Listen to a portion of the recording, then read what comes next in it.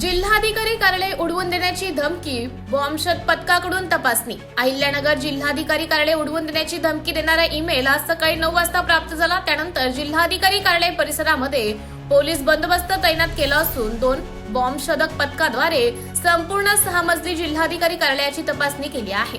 Mail नेमकं कुठून आला आहे याबाबत सायबर सेलकडून तपास सुरू झाला असल्याची माहिती जिल्हा पोलीस अधीक्षक सोमनाथ घारगे यांनी दिली आहे।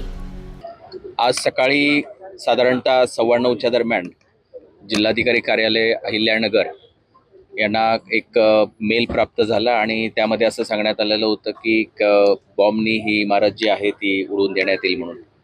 तत्काळ अहिल्यानगर जिल्हा पोलीस दलाकडे जे एक बॉम्ब डिटेक्शन स्क्वॉड आहेत, असे 2 स्क्वॉडच्या मदतीनं पूर्ण जे कार्यालय आहे, 6 मजली कार्यालय आहे, बेसमेंट आहे, पार्किंग आहे, सर्व परिसर जो आहे तर तो जो तपासून झालेला आहे आणि जो मेल आहे तर तो कुठून आलेला आहे नेमका त्याचा जो काही तपास आहे तर तो आपण सायबर सेलकडनं आम्ही करत आहोत।